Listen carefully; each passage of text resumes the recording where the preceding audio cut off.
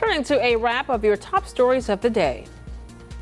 From suspended with pay to retired. That's what happened to Jamie Brooks, the principal here at Audrey Kell High School. Earlier this week, we found out that she had been off the job or out of the school since the beginning of May. Now, yesterday, we find out that she's retiring, set for June the 1st. She wrote a letter to parents and basically saying that she was devastated that she wouldn't be able to attend graduation. She also says that her retirement was not made lightly, and she still loves and cherishes both her teachers and her students.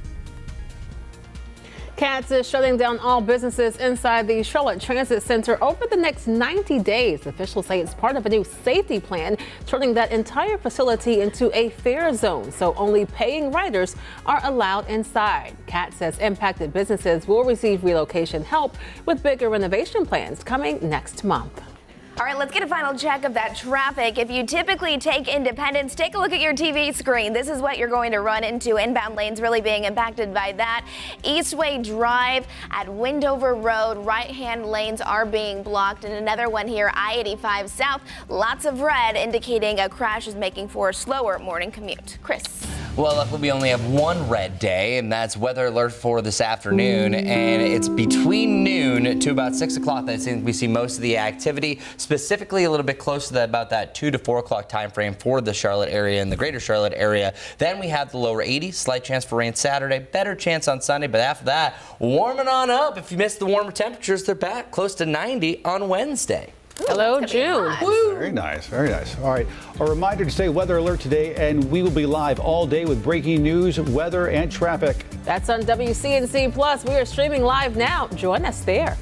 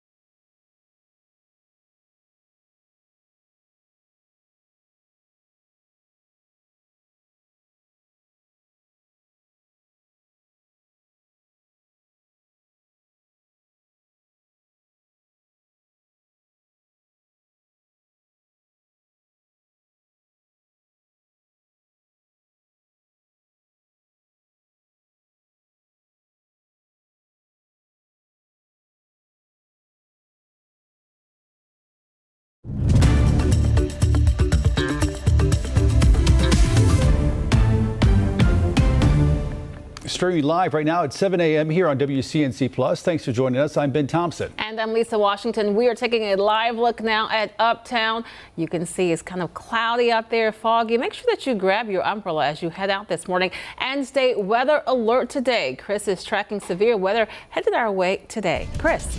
Thanks a lot, Lisa. Ben, we are looking at a day that's going to have a quick moving line of storms, and sunshine is usually fantastic. Not necessarily today, and the reason why is because the more sunshine that we have, the more unstable the atmosphere can get. We're already seeing signs of that up in Boone, and look at you, Dallas, doing great. We still have a lot of dense fog from place to place, some cloudier skies over Lake Norman, and certainly a lot cloudier further off towards the east, but this deck of clouds is clearing out pretty quickly. It just depends where you are. We don't have a camera in some of these locations, but we have a zero visibility right around Hickory right now. North Wilkesboro, 0, and now an improving visibility from Morganton through parts of Burke County. Approved to you. Look at it, just changed right there, and a half-mile visibility just west thereof between Morganton and Asheville, but not as much down here to the south, even though we saw a lot more rain through here. Just haven't had the right conditions to really instill a lot of fog. This fog that is the thickest, I think, will still spread a little bit further off towards East Statesville. I think you could see visibilities drop. Same thing around Salisbury and Concord over the next hour.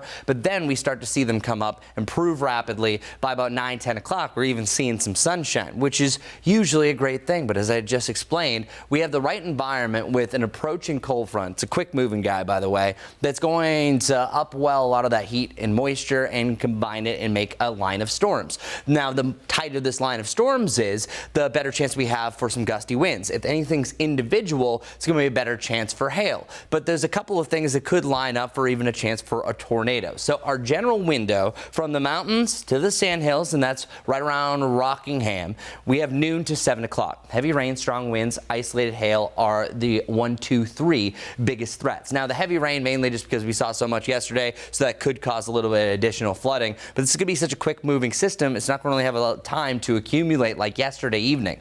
Large hail, 1 inch in diameter, is going to be a possibility, maybe a little bit larger. I think it's really smaller hail in general, the way things are trending. Damaging winds at 60 plus. I think most severe thunderstorm warnings are going to warn for that, but we will have a chance for an isolated tornado warning. Check this out. Our rotation tracks showing the highest areas of wind shear. So wind shear physically is just the change of wind speed with direction and height. The more that you do that, the more the atmosphere can do this. And of course, that could allow for a funnel cloud and eventually making contact with the ground. The way we typically see these here for the Charlotte area is what's along a squiggly line of storms, or a QLCS, that could spin up a tornado. I think the highest chances look to be right around Greensboro and then also down towards the south. Even though you don't see the rotation tracks here through Charlotte, I've seen before that there's nothing through Charlotte and we end up getting a funnel cloud, and Brad and I have tracked that before. But it's off towards the west underneath the umbrella of this warm front and that low pressure system. That's where you typically have the most wind shear. That's why I think it's a little bit higher the further north that you go. So here's the line, 11 to 1 o'clock. That's where it's crossing over the Tennessee border. And these type of setups tend to accelerate instead of slow down. So I think initially it'll be moving anywhere from 35 to 45 miles per hour. Once it gets to around Charlotte, I would not be surprised if the forward momentum is about 45 to even 55 miles per hour. So every severe thunderstorm warning is going to have a speed that it's moving at. And I think that's going to be the general speed, especially once it crosses the I-77 corridor. But watch what happens from 2 to about 3 o'clock. If this scenario happens, notice how this section is outrunning everything. That is showing a bow echo, and here's that QLCS that I'm talking about. If you watch me enough, you're going to know what a QLCS is by the end of it. We have a great Weather IQ, by the way, on our YouTube channel, Weather IQ. You have this little notch right here along that line. That's where you potentially could have a spin-up tornado. If this comes to fruition, if we see this on the live radar, for sure that's going to be a tornado warning at least, and also a severe thunderstorm warning, a widespread one, pushing past south of the Greensboro area over to Raleigh. Meanwhile, you have the second band of energy down towards the south. So this is indicating that not everyone is going to see a storm, that there's a chance that there will be some breaks along the line segment as it pushes off towards the east. Also, this is trending much faster than previous runs, so there's a good chance by about 5, 6 o'clock, we're done. There's the slightest chance along the cold front itself. We could have a lingering shower. Still a breezy evening with gusts up to about 25 miles per hour, and then we transition into the weekend. The weekend one is going to feel a little bit drier, less muggy air than what we had yesterday and what we have today. But I do have an increasing rain chance. The reason why, we're going to have a front that starts to dip down towards the south. So that means by the late afternoon, you will have a chance for a few isolated showers, maybe even a thunderstorm. We're a little bit drier, so it's not really ideal storm fuel, but that's a possibility that could brush into our evening. Meanwhile, one big change I'm seeing in the forecast, if a front drapes across the area, which is a good indication heading into your Sunday, and this would be a warm front, which will switch us over to a much warmer forecast. By the early to mid-afternoon, we could have a developing shower, some darker clouds that form through your Sunday, and then if this forms a line, you could even have some thunderstorms to end the day. So I just want you to kind of maybe shift outdoor plans more towards your Saturday compared to Sunday, because this is a possibility, but we do have a lot of things that could erode a lot of this rain as well. And then beyond that, we are looking at a big time warm up. So we have the lower 80s for your Saturday and Sunday, only the upper 70s today, but then after that, I think we have almost a wall-to-wall sunshine type of scenario for your Monday and Tuesday, mid 80s on Tuesday, and then the upper 80s on Wednesday. After that, we are into more of a June-like pattern. You have those upper 80s, that humid air mass that could pop up, a daily thunderstorm chance, especially heading into the evening. This morning, just kind of muggy, Majestic. How's it faring traffic-wise? Well, it's definitely picking up, that's for sure. I want to start with just a live look outside. As Chris mentioned, the rain showers aren't here quite yet, but your commute to work or to get those kids off to school will be quiet, but your commute home perhaps after work could be very messy at times. There's a live look outside at our York County cameras. Notice we still have some fog out there, mainly north of Charlotte. Statesville, less than a half of a mile of visibility, much of the same out through Hickory. Let's zoom it on in. Again, if you typically take Independence, you already know how difficult it is to drive this time of the morning on that road, but take a look at your TV screen. This is what it looks like right now. This is the latest. Inbound lanes really being impacted at Eastway Drive, Windover Road. Right lane is currently blocked. So, yep, here we go for our Friday. That stop and go traffic is already beginning. I-85 South also being impacted. You can see that red already starting to pick up. There's also another incident that's bringing some slowdowns there at I-485, so kind of where it intersects there. And just to put it into perspective, the traffic is not completely stopped. It's just a bit congested. Anywhere from about 5 to 10 additional minutes will probably be your best bet to plan for that if you take this. That's kind of our best perspective, our closest camera to that actual accident. You can see it is just a busy Friday morning. Want to walk you through this last accident here. There's a crash on I-85 southbound at exit 35, which is Glenwood Road. And you can see our drive times here. If you're coming in from Matthews, good morning to you. It's going to take you just under 30 minutes to get into Charlotte. Majestic, thanks. We're following breaking news right now in Southeast Charlotte, where one person is seriously hurt after a stabbing. This happened on East Independence Boulevard. It happened at a hotel near Crown Point Drive. We've got some video from our crews there at the scene. We can confirm one person has life-threatening injuries. All this again at a hotel there on East Independence Boulevard. It's not clear yet if police have any suspects in custody. We are now learning that the principal of Ardrey Kell High School is set to retire just weeks after she was suspended without explanation. WCNC Charlotte's Richard Devane is live for us this morning. Richard, we know the staff and the parents are on edge this morning. There were reports earlier of a protest yesterday. Still a lot of questions surrounding this. Yeah, absolutely correct, Lisa. Good morning to you. Good Friday morning to our folks on the Plus. I want to say school has already started. You can see kids on their way into class. The lines are long, and a lot of folks still not very upset because they don't know exactly what happened to their principal, because she hasn't been here at the school since earlier this month. Now, Ardrey Kell High School principal Jamie Brooks did send an email to teachers and her staff saying in part that she's retiring and that she didn't make the decision lightly. She's expressed that she enjoyed her time at the school and that her love for the students and teachers will not change. Yesterday, staff got a chance to hear about yet another change in the school's leadership from representatives at the school district. WCNC Charlotte also obtained this video from a school teacher who attended that meeting. After the announcement, some staff members and teachers actually left, while others stayed to very vocally express their concerns and their frustrations. We all can read into that. That's not retirement, that's force. You all knew about it. You also knew the outcome of what was going to happen. We didn't even know why she was gone. But that's not fair to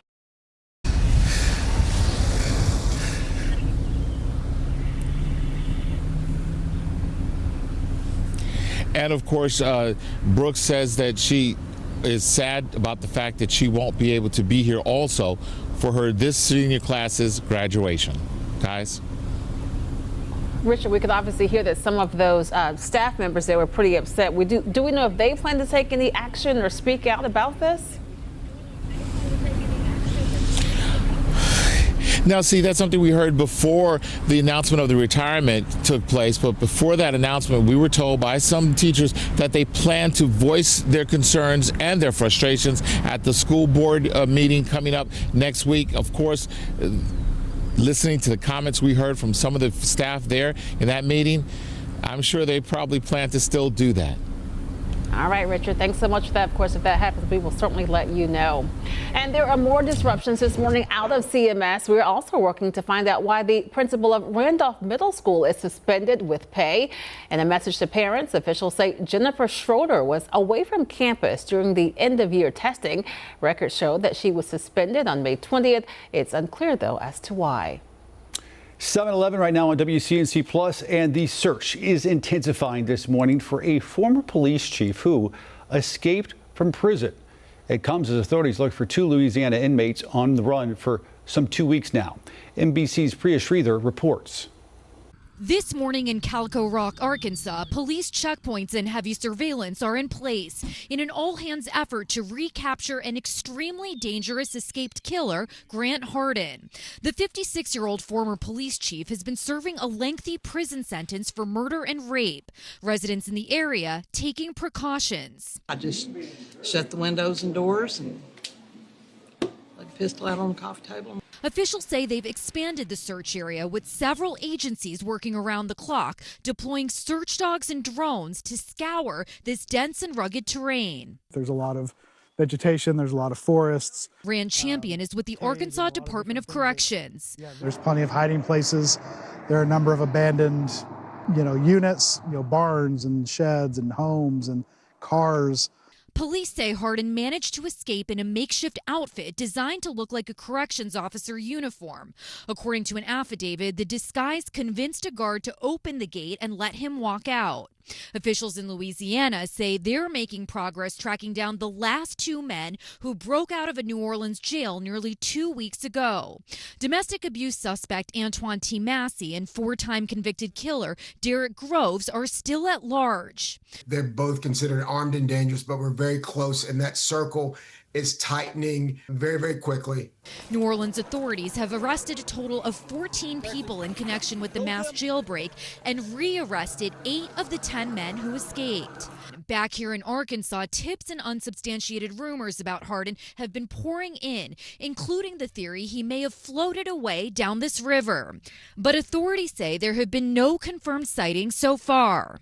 I think he didn't get away. I think he is around here somewhere, and they'll probably find him. 7:13 now, turning back to your forecast and take a look at this. A Georgia couple caught a tornado on video as it was forming.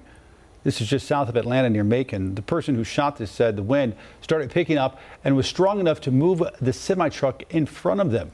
Then all of a sudden a tornado came out of the woods. Thankfully, they were not hurt. And this is a look at some of the damage at homes in Henry County, Georgia, also near Macon. These storms have been a weekly thing in the southern part of the country. Well, ahead of hurricane season, we are boosting your weather IQ so that you can stay prepared. Next Wednesday, our Weather Impact team is going to host a WCNC Weather Impact Special. They'll walk you through the hurricane predictions for this year, take a look back at that devastation from Helene, and explain the science behind hurricanes. You can catch it on air or streaming right here on WCNC Plus. Again, that's next Wednesday night, starting at 8 o'clock. This is a Weather Alert Day. Let's check in now with Chris for details on what we can expect. Perfect setup whenever you have one of these guys. Low pressure system, cold front, warm sector, some sunshine, instability. Mix it all together. We got a severe weather event, and we're going to have a good chance for a widespread wind damage. Just depends where you're at. It's really going to be some gusty winds, at least up to 40 miles per hour, even exceeding 60 miles per hour from time to time. So this big circle is we're already starting to see a formation of some of these storms. These are going to be crossing over the mountains, I would say really, what time is it right now? 7:15, about 3-4 hours from now. And then once you get to about noon, that's where we're opening up our weather window to come. So let's go right through the timing.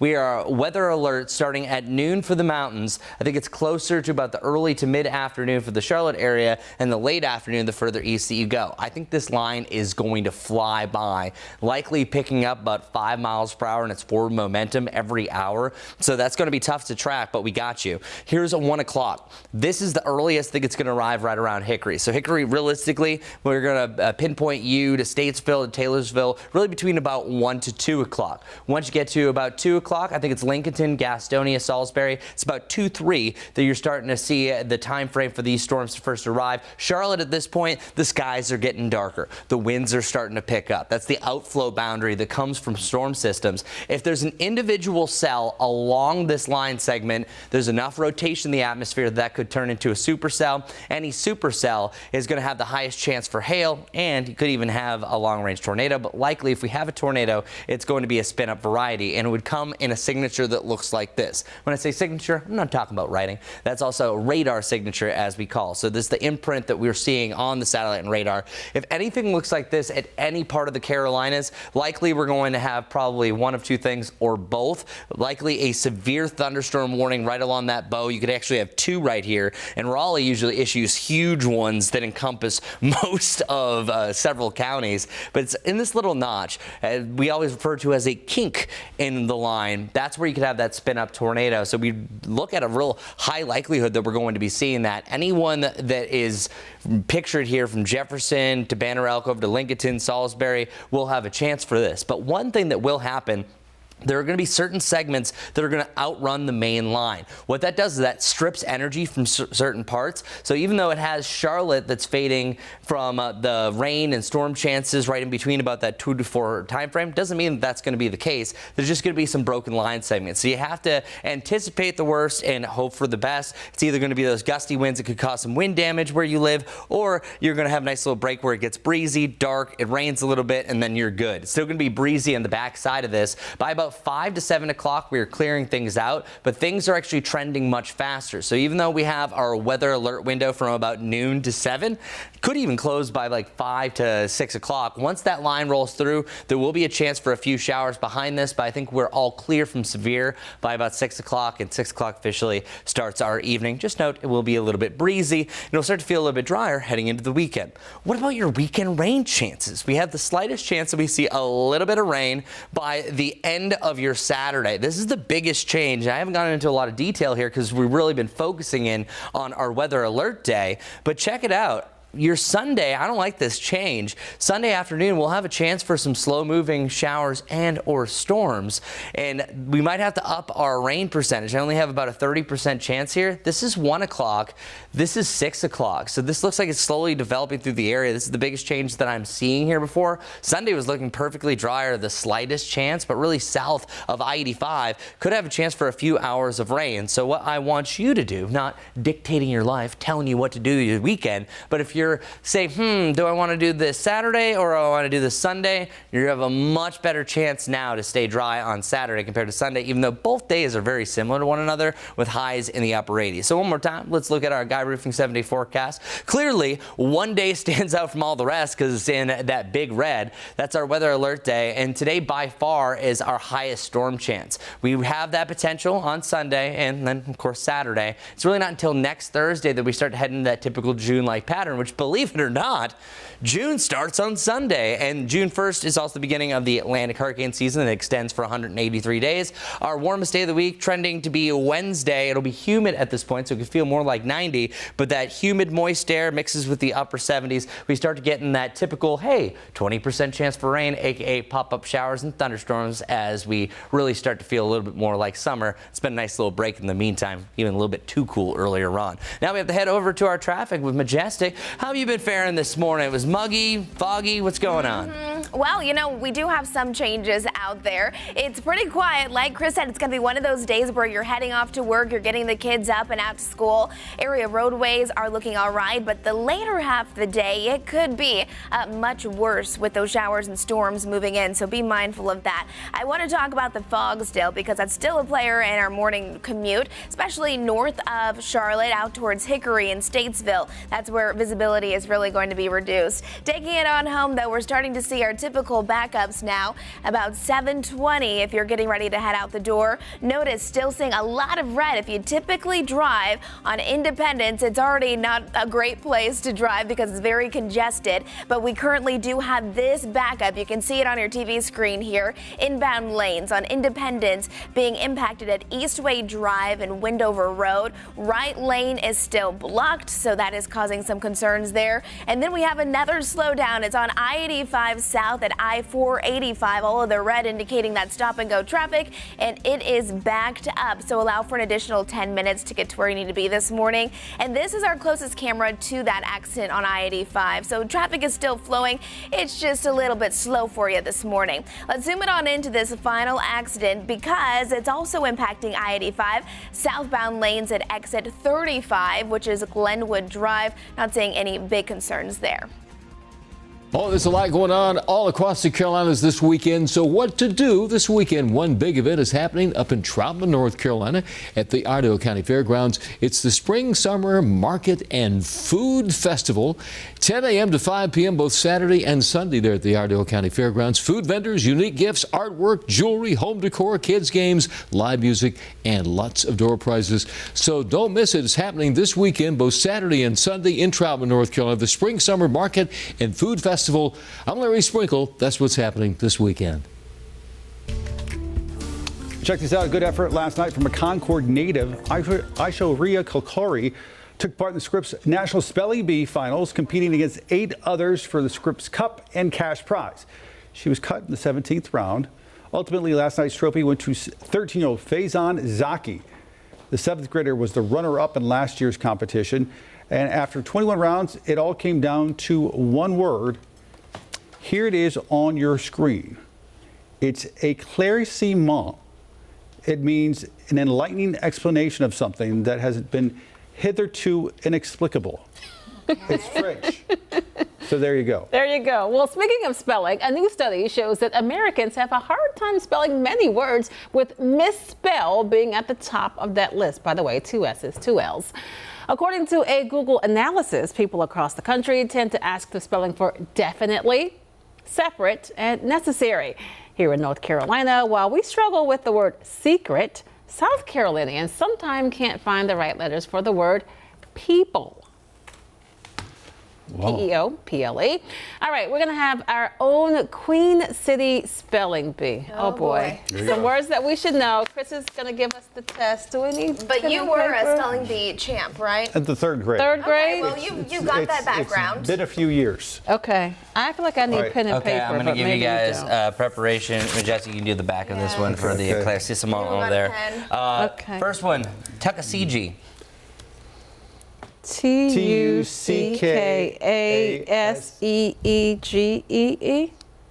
Let's see. Okay, there it is. Good job. Yes, good job. Okay. All right. Second one, Charlottetown. Charlotte. Yeah, T-O-W-N-E. There's an E on the end. Yeah. And this one always trips me up saying it. Is it Airsley? Oh, yeah. A-Y-R-S-L-E-Y. Let's see. I'm Lisa Washington. Come on, Lisa Washington. There you go. All right. Runnymede. Runnymede. R-U-N-N-Y-E-A-D-E. Ooh, you have an No, extra? E-D-E? Yep, there it is. Oh, okay. Oh, man, with Lisa with the steal. All right, so it depends where you're from, but how we say it around here, Appalachian. Yes. A-P-P-A-L-A-C-H-A-I-A-N? I-A-N, Ben is correct. All right, point Ben. All right, tiebreaker. Okay. Pisgah. P-I-S-G-A-H. Let's see. These people know how to spell. Which, by the way, I was afraid to say this one for about 6 years. Yeah, when it was on the map, I would just avoid it. They're always those ones, and you're like, I'm not doing it. I don't know. So I think that was a tie. I think it's a tie. Wow. I was just helping you guys cheer you on. We need a cheerleader. I was not involved. Trey, do you have tiebreaker? Cheerleading is a sport. I'm here for it, Majestic. No, we're good. We don't need that. We're both winners. That's fine. Right? I wasn't really too sure. I like it. Both winners. All right, live pictures right now over Uptown, and you can just see like that layer right there at the top. You can't see the top of the Bank of America building at all. We're going to take a quick break. Coming up in just a minute, more on today's weather alert forecast. Also, check your traffic. That's coming your way. Back with the headlines at 7:30 on WCNC Plus. Fog, F-O-G.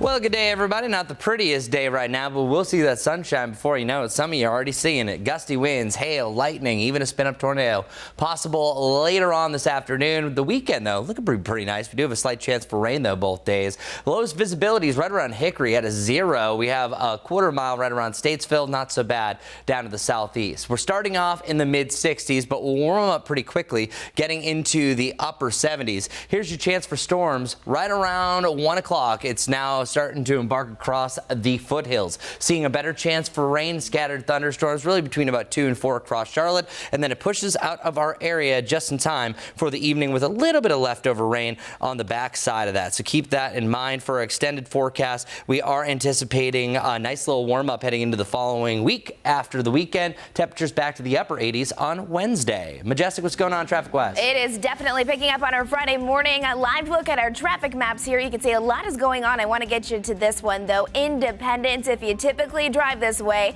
you're going to want to pay attention because this is what it looks like right now, and it is going to cause for a backup if you are heading inbound. Those lanes are impacted because of a crash. It's at Eastway Drive, Windover Road. The right lane is blocked. Also seeing those impacts inbound on I-85 South. You can see it there with lots of red.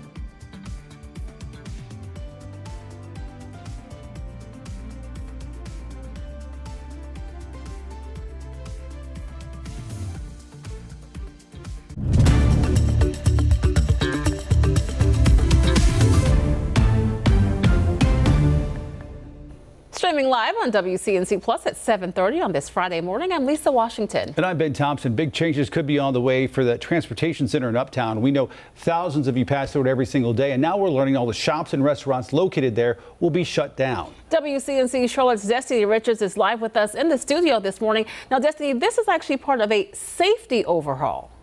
Yeah, that's right. The move to shut down all of these in-house businesses comes as CATS faces growing pressure to address crime and fare evasion at the Charlotte Transportation Center.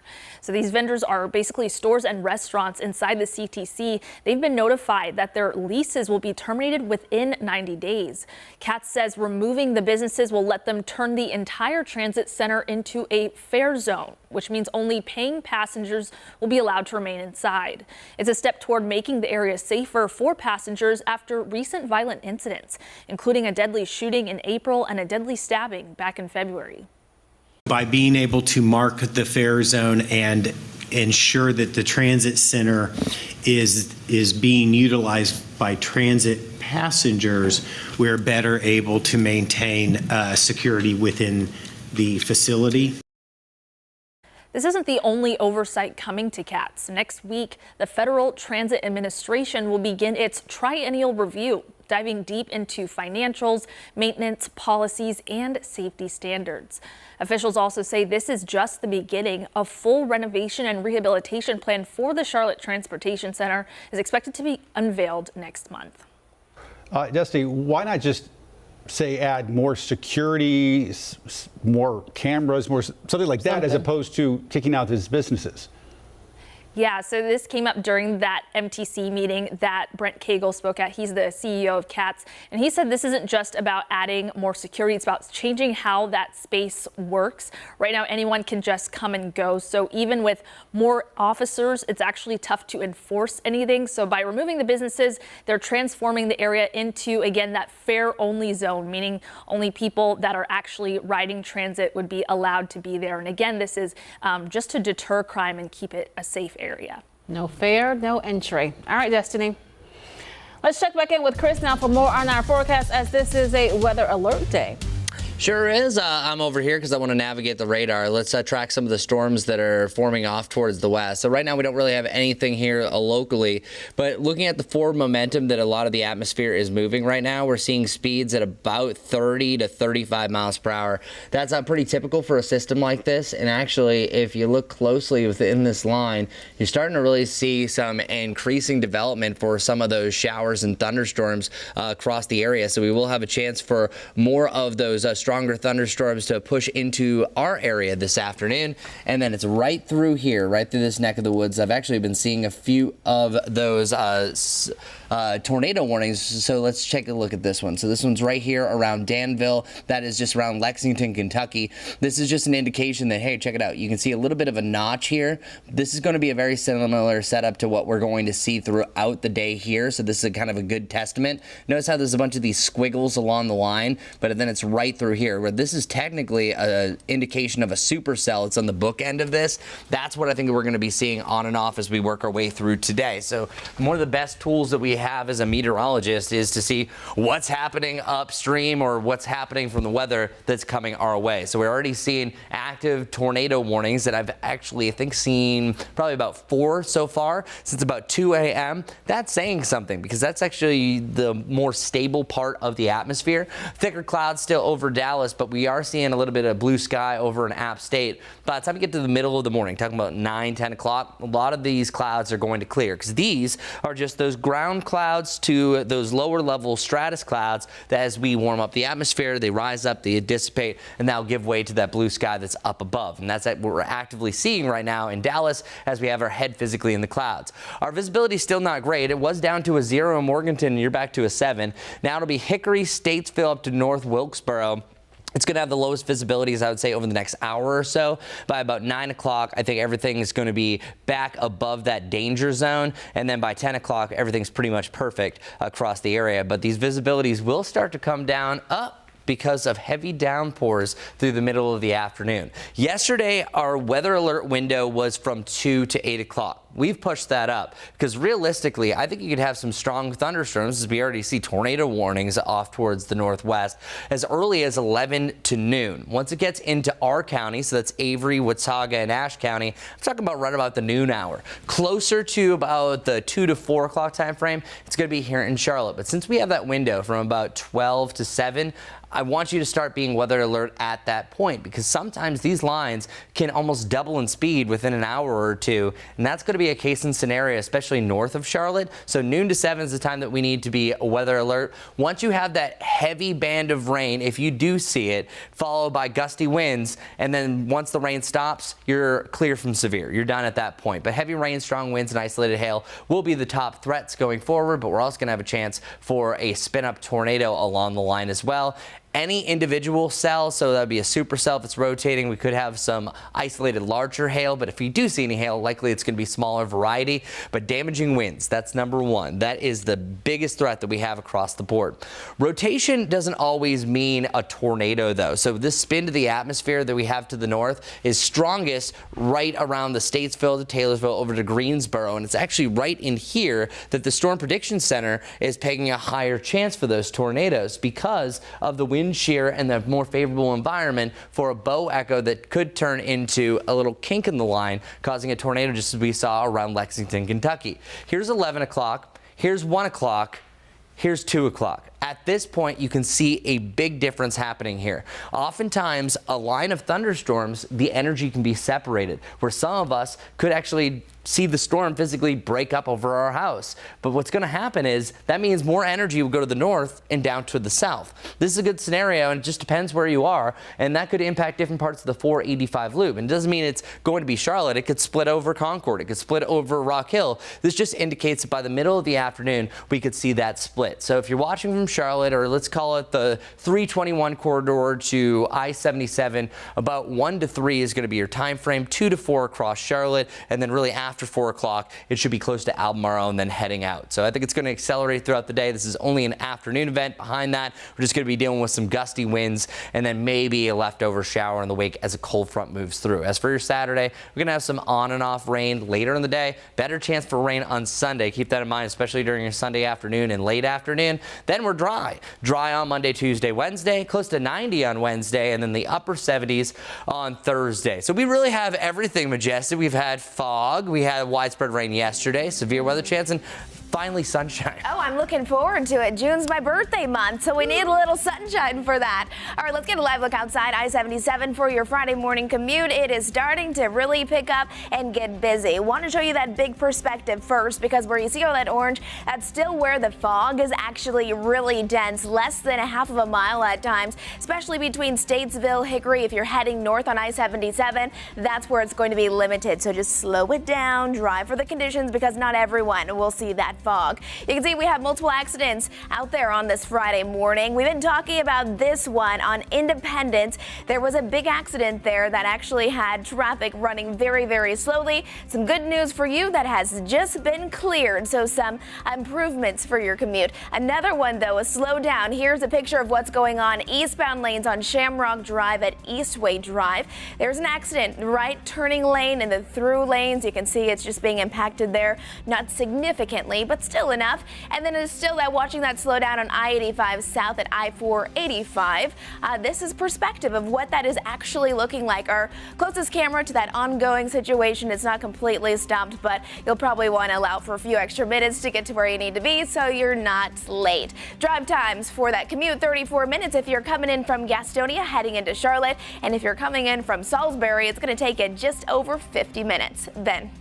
Majestic, thanks. 7:39 right now on WCNC Plus. President Trump's going to head to Pennsylvania today for a rally at U.S. Steel. It comes in the middle of another twist in his trade policy. As NBC's Alice Barr explains, the president is getting a win this morning out of what was a loss. President Trump heading to Pennsylvania today for a rally at U.S. Steel on the heels of a new reversal, allowing his sweeping tariffs to remain in effect for now after a federal appeals court temporarily paused a ruling by the Court of International Trade that blocked most of the president's tariffs because they said he'd exceeded his authority and using an emergency powers law and sidestepping input from Congress.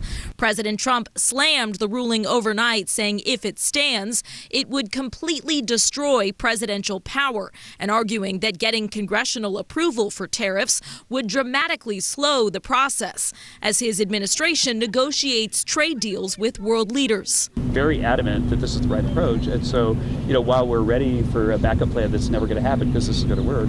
The White House does have other means of enacting tariffs without emergency powers, leaving business owners like Victor Schwartz, lead plaintiff in the trade case and founder of a small New York-based wine company, guessing what's coming next. The tariffs are a cash flow killer, particularly impactful for a small business. This kind of uncertainty is terrible for business. Treasury Secretary Scott Bessent weighing in overnight on the state of trade negotiations, saying some deals are close, while on the closely watched talks with China. I would say that they are a bit stalled. The White House promised to reach 90 deals in 90 days, leaving them until July 9th, with few announcements so far.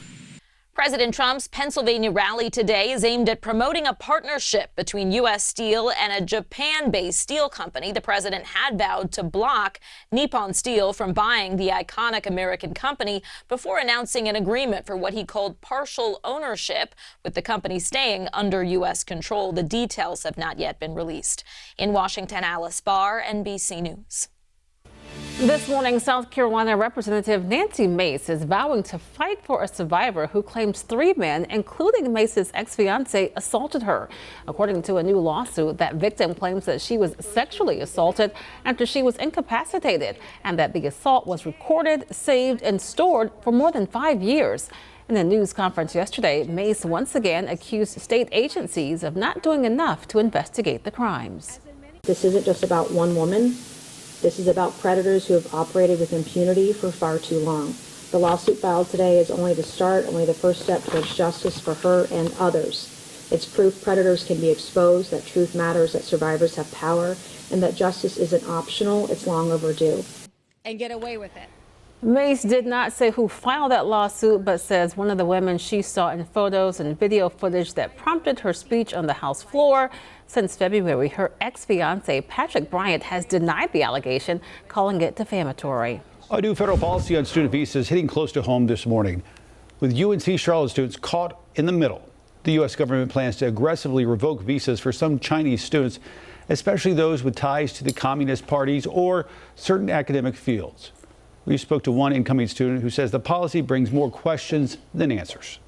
They're just really concerned because to them it feels unclear what's really going to happen with them, because they did spend a lot of time, energy, effort, money, everything to come here and have it be revoked. Some community leaders support the move, saying national security should come first. Others worry innocent students will be unfairly impacted. 7:43 now, time to connect the dots. That's when we make the news make sense. A new national study is raising some red flags about the health of American mothers, and it's not just during pregnancy, but well beyond it. A growing number of mothers are struggling with their health, especially their mental health. Let's connect the dots. A new study in JAMA Internal Medicine looked at data from nearly 100,000 moms between 2016 and 2023 and found a sharp drop in the number of mothers reporting excellent mental and physical health.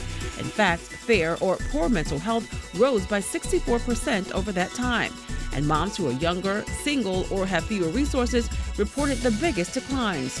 Doctors say this isn't just a post-pandemic issue. The decline started before COVID, pointing to larger societal pressures on parents. Poor mental health is linked to worse outcomes for kids from birth to adulthood. That's why experts say a mom's well-being should be treated as essential to the entire family's health. The U.S. Surgeon General now calls it a public health priority, urging policy changes and more support for caregivers. And that's connecting the dots. As Mental Health Awareness Month winds down, we're taking a look at the role that barbers play in helping reshape how men view mental health. WCNC Charlotte Siobhan Riley speaks with local barbers who are seeking solutions this morning.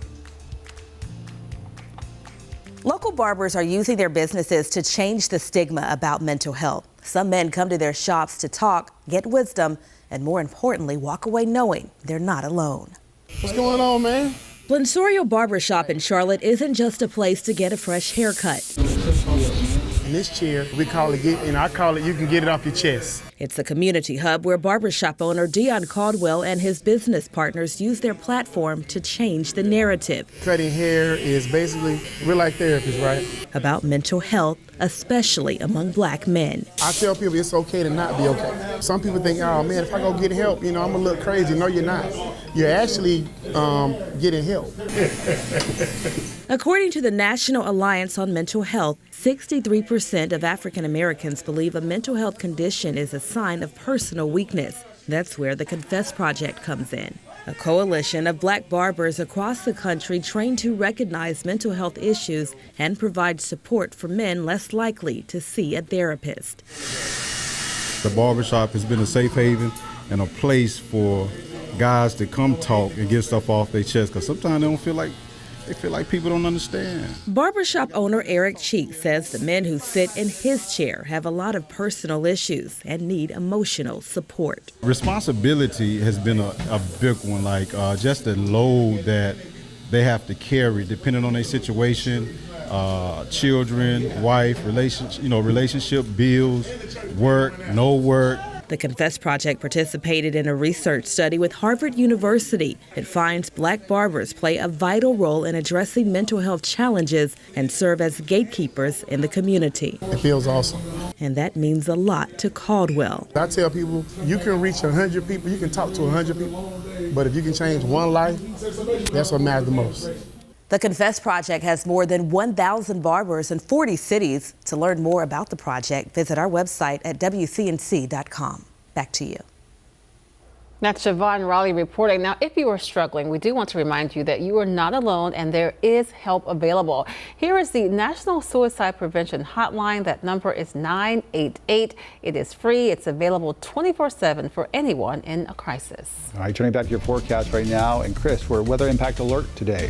We sure are, and it's going to be actually a really short window because this storm system is going to be flying from about 11 to 1 p.m. That's right through this stretch. That's up to Morganton. That's where you first have the onset of some of these storms. The reason why these lines are so twisty and bendy is because I think that there's going to be sections of this line that are outrunning the initial batch because of the stronger winds that are pushing them forward. So realistically, we could have a storm system around Greensboro at 3 o'clock, but then it's just passing certain parts of Charlotte and Rock Hill at the same time. And then meanwhile, you also by about 6 o'clock have this almost near Raleigh, and then the back side of that is closer to Wadesboro. So it just depends where you are. We're going to see the worst of the storm. So here's a different version of the futurecast that I showed you not too long ago, about 15 minutes ago. This one is a little bit slower, but still it lines up with everything that I just showed you. Here's 1 o'clock. At that point, we're seeing the leading edge of these storms between Morganton and Taylorsville. So our window of opportunity we've opened up for our weather alert day is between noon and 7. I think by 6, 7 o'clock, those storms are long gone. That's how fast they're going to be moving. Right now, the forward momentum of our atmosphere is about 35 miles per hour. I think once these storms arrive, you're going to see a lot of severe thunderstorm warnings if we have them in your area, meaning that they're moving off towards the east at about, I would say, 45 miles per hour. Could even get as much as 60 miles per hour once they get around the Salisbury and Greensboro area. Because look what happens. Here's 3 o'clock. So Charlotte, specifically, your window is opening up between about 2 and 4. But I would not be surprised if certain areas along the I-77 corridor it might be 1:30 to 2 o'clock that we see our first signs of those gustier winds, because it's the leading edge that's going to be the big change. That's where you're going to have the gustiest winds. Notice how we have this little slant here. I think we're going to start to see some bow echoes. You could have some notches, some kinks along the line. Also, if there's separation and we have enough twist to the atmosphere, which we do, that could turn into a supercell, so we will have a chance for some larger hail. I think our hail threat really starts to peak by the middle of the afternoon, and then once we get to the evening, this thing is gone out of here. A few showers on the backside along the cold front's going to be a possibility, but we're much drier, a lot more stable at that point. We are going to see some sunshine here shortly as well. It's foggy, it's cloudy for the time being, especially foggy around Statesville. Once we get that sunshine, that blue sky, and once we start turning up the moisture content, that's a perfect recipe for mixing up a storm. Winds are the highest threat by far, but then it's hail, then tornadoes. Since this is moving so fast, our flooding's at a low, but we had some areas that reported around 3 to 5 inches, specifically around Finger in the Stanley County. So yeah, you don't need any additional rain. Here's some of the parameters that we look at when we're forecasting severe weather. For one, our significant hail parameter, showing anything in the orange shows a chance at least for up to an inch size in diameter. Notice where it starts to peak around the Charlotte area. It's close to 3 o'clock. That's right when the storm system's moving through. But really the best energy is once the storm system's already passed. So that's actually good news for our hail threat. And as far as the tornado threat goes, I think it's going to be highest right in here. Our storm fuel isn't especially high. If we were close to this moderate to a white shading, I would be a lot more concerned, because then you'd be talking about wind gusts over 70 miles per hour. But I think the baseline is most severe thunderstorm warnings, if we have them, will be a chance for quarter-size hail, 1 inch in diameter, or 60-mile-per-hour winds. But that spin-up tornado, I would not be surprised if Brittany and Brad, who are going to be live streaming right here on WCNC Plus throughout the afternoon, could be calling a tornado warning. Then whenever you're forecasting with Brad, he's really good about seeing on the radar, so likely you're going to know that a tornado warning is coming before the National Weather Service even issues it. So that's an advantage being here on WCNC Plus. Storm fuel is still active for your Saturday, and I have to show you this because I think that there's going to be a possibility for a few storms from Taylorsville to Albemarle to close out your Saturday afternoon. Beyond that, we don't really have a lot of instability for your Sunday, but there is still a chance for rain. Looking at a tornado parameter, anytime this number changes for the afternoon, it's going to catch our attention. This is really just telling you that there's enough twist to the atmosphere. We have some wind shear that will allow for that spin-up tornado. So really anything goes. Behind this front, we're going to gust up the winds. This cold front is still going to keep things pretty breezy. Front is going to be out of here, out of our hair by about 8 o'clock. So I think as early as 6 o'clock, we're all clear from severe. But then you really start to have that drier air filter in by the evening hours. So regardless of any severe weather, you're still going to have wind gusts getting up to about 30 miles per hour. You're going to notice the shift, and winds will start to shift out of the northwest once you get to about the mid to late afternoon. Gusts will be highest, of course, along that frontal boundary, but the biggest impacts along that line are only going to last up to 10 to 20 minutes, sometimes even less than that. That's why you just have to be weather alert that these storms are going to be quickly in and quickly out. But then sometimes the backside of these systems can also have secondary gusts and catch people off guard. Our futurecast winds start to level out as we continue through the latter part of the day, but it's still going to stay breezy for your Saturday. So if you have any Saturday afternoon plans, gusts about 25 to 30 miles per hour. The cooler direction will be here. And that's also where we could have our general storm chance as well. Let's take a look at Lylesville. It's pretty cloudy right now as we are taking a gander off into the distance. And it's going to be a pretty warm day today. We have high temperatures in the upper 70s, but this is actually one of the cooler ones that we see going forward because our extended forecast is going to keep temperatures in the lower 80s by Monday, near 90 degrees on Wednesday, and then the upper 80s will feel a lot more humid by next Thursday. At that point, we're back to our June-like pattern, the one that we have pretty much each and every summer day. A chance for a pop-up shower or thunderstorm to close out the afternoon and begin the evening. So it begins. But Jessica, you were saying this is your birthday month, and that's what you expect, especially coming from Arkansas, right? Exactly. Sunny and warm, and then you get some storms, a little bit of everything, lots of humidity, that's for sure. Live look outside for our Friday morning commute. Good morning to everyone who's just waking up and joining us this morning. You can see this is our York County cameras. If you're heading towards the uptown area, you know how it goes. It's going to start to really become congested now. It is getting busy with lots of accidents, but I do want to get to this one here. It's on Mount Holly Huntersville Road, north at Beatty'sford Road. What we know is that one vehicle is actually overturned in a ditch. So you can see we do have those backups there, slow moving traffic out that way.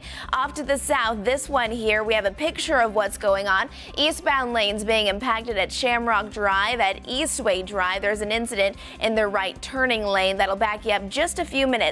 Then as we zoom it on out again, most of us aren't dealing with a lot of fog. It's really up here still where we have all that orange that's indicating where visibility is less than 1 mile at times between Hickory and Statesville. So if you're traveling on I-77 North, you may encounter that at times. There's a live look outside for your Friday morning commute. That's I-85 at mile marker 48. We'll have more on those traffic updates coming up in just a bit. Lisa. All right, Majestic, thanks so much. Looking ahead, tonight, NBC icon Lester Holt will anchor his last broadcast of NBC Nightly News. A decade ago, Holt was named anchor of Nightly News after hosting weekend editions of the news broadcast for 8 years and co-anchoring Weekend Today for 12 years. This morning, he will be on the Today Show looking back at some of his biggest stories and sharing what's ahead. And it's almost time to celebrate some of the best in TV. The Gotham Awards happening next week in New York City. You can stream them right here on WCNC Plus. It all happens Monday night, 7 o'clock. Right here, WCNC Plus. Watch it for free. Right now, we are going to take a quick break, but make sure you keep it right here on WCNC Plus. We'll have another update on weather and traffic in about 2 minutes, and then we'll return with more of the day's top headlines starting at 8 o'clock.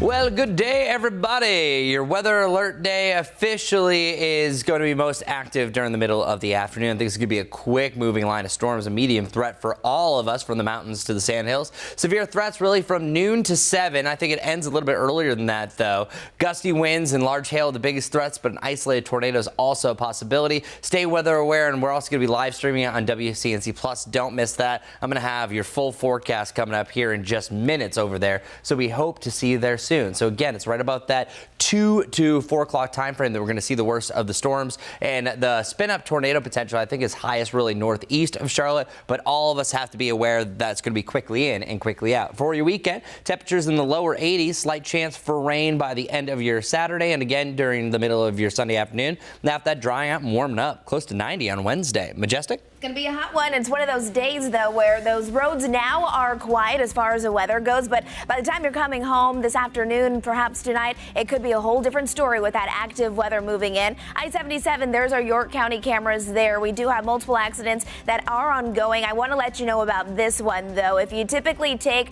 Mount Holly Huntersville's Road north at Beatties Ford Road, we do have those impacts there. One vehicle overturned and in a ditch this morning, so make sure you're just driving with caution as you're heading out the door, and another slowdown eastbound on Shamrock Drive.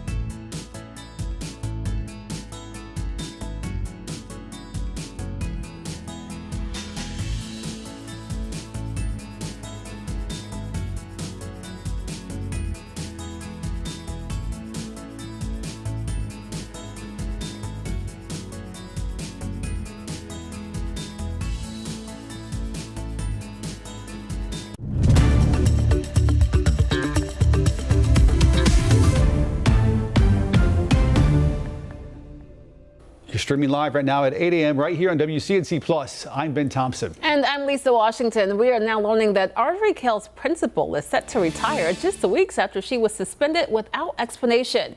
WCNC Charlotte's Richard Devane is live this morning. Richard, we know that the staff and the parents are on edge with the district over this.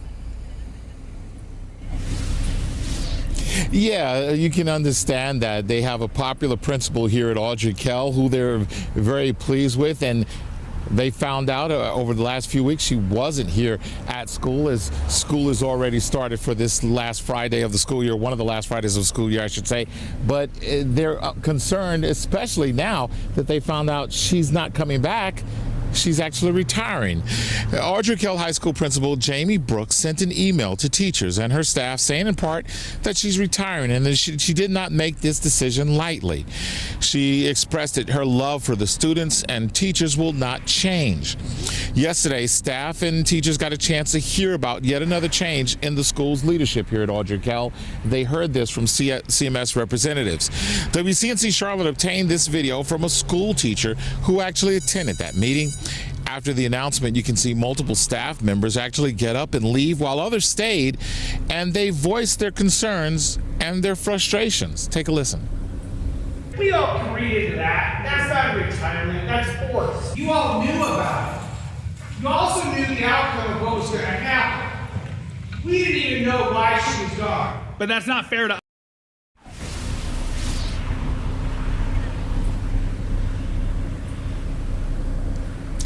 And we can tell you at this time that her retirement date has been set for June the 1st. Guys, we're in Ballantyne. Back to you. All right, Richard, so we know that she will not be, at least in her role as principal, for the graduation that happens later in June for those students. We heard a lot of outrage there from some of the staff members. Do we know if they are planning to take any additional action about the principal and the situation there? Well, Lisa, yeah, we actually spoke with them before they found out about the retirement, this unknown retirement by Brooks. They said they plan to be at the next school board meeting to voice their concerns about this whole process. And from listening to what we saw in that meeting last night, we expect some of them to still attend that next school board meeting so that they can let the school district leadership know just how they feel. And maybe get some of their questions answered. All right, Richard, thank you so much for that report. This morning, some more disruptions out of CMS. We're working to find out why the principal of Randolph Middle School is suspended with pay. And a message to parents, officials say Jennifer Schroeder was away from campus during the end of year testing. Records show that she was suspended on May 20th, though this morning it's not clear exactly why. Turning back to your forecast right now with Chris Mulcahy. Chris, a weather impact alert day here. Sure is. I want you to be extra weather aware as we work our way into the afternoon, because that's where we're expecting a line of storms that's quickly moving through.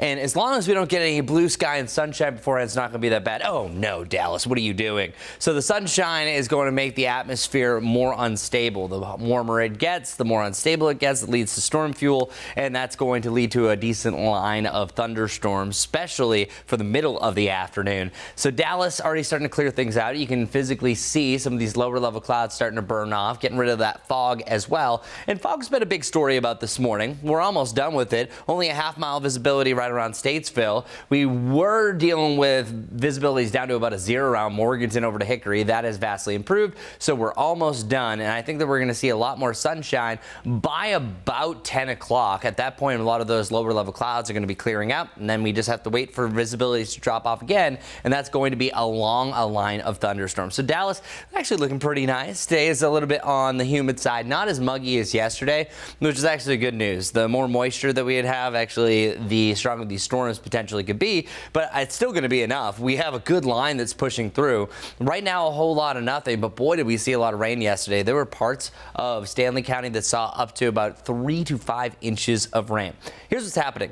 The cold front's already halfway through Tennessee, and it's the prefrontal boundary, or the line of storms that happened before the front arrives, that are already working its way into North Carolina. So it's this leading edge that we're keeping an eye on. It's moving off towards the east-northeast at about 35 miles per hour. I think about 3 4 hours from now, it's going to be moving at 45 miles per hour. It's going to waste no time picking up the pace, pushing through our area. So here's the timing that we're expecting. By noon, I think it's in the mountains. By about 2 to 4, it's across Charlotte. By 7, it's well clear of our area. So realistically, our window is going to end a little bit earlier. We just have it a little bit earlier and a little bit later just to really encompass any changes that might come along this line. But it's smack dab right here in the middle that we're going to have the biggest impact, some heavy rain. Luckily, it's moving at a very fast pace, so we don't have to worry about the flooding potential as much. But strong winds, isolated hail, and an isolated tornado cannot be debunked here. A medium threat for severe weather is across the board. That's why we're staying weather alert. But there is a low chance for tornadoes as well. That's the one that stands out from the large hail and the damaging winds that are both at a medium threshold. And the larger hail, I think if we do see, it's going to be very isolated. You have to have a particular setup for that, and it has to be an individual supercell. Once it gets in a line, it doesn't really support the formation of hail. But notice our tornado threat has everyone in the yellow, but there's a specific 5% or a moderate threat for tornadoes close to the Greensboro area. The reason why, there's a little bit more shear, and that's the change of wind direction and speed with height that allows the atmosphere to physically do one of these that causes that spin up tornado.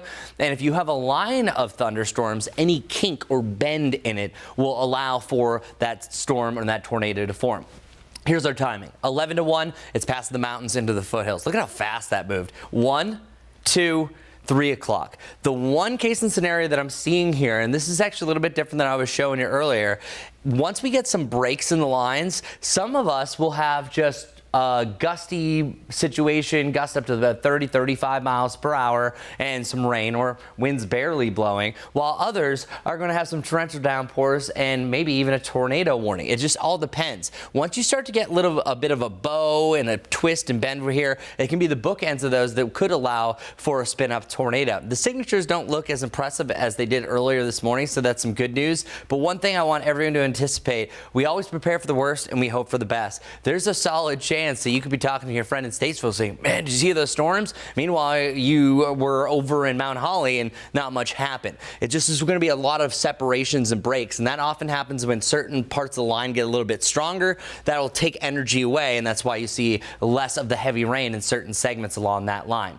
Our futurecast will keep some rain around heading into the weekend, and I think it's really Saturday and Sunday that are changing rain-wise. We have a front that starts to drift in the area, and I'm going to have more on that here on WCNC Plus, but today's our only weather alert day. Well, not today, obviously. This is our only weather alert day this week, but we will have a slight chance for a stronger thunderstorm north of Charlotte, I think, heading into your Saturday evening. General chance for storms on Sunday. Coming up, I'm going to show you that futurecast, what you can expect through your weekend, and then we're also going to warm up nicely near 90 degrees for Wednesday. But Jessica, can't believe it's going to be June on Sunday. And it is going to be a warm start to the new month, that's for sure. Warm and humid, but I think that's just what you expect when you live in the Carolinas. There's a live look outside on this nice Friday morning. Your commute this morning isn't looking too bad, but remember, like Chris said, as you're picking up those kids after school, as you're coming home from work, those area roadways could be very wet, and we'll be watching for those storms for you as well. Want to still walk you through what's going on here because this is really the biggest impact. At Mount Holly Huntersville Road, north at Beatty's Ford Road, one vehicle has overturned and it's in the ditch. You can see that orange there just indicating slow traffic around that area. Just to the south, though, another ongoing accident. There's a picture of what is going on eastbound lanes on Shamrock Drive at Eastway Drive.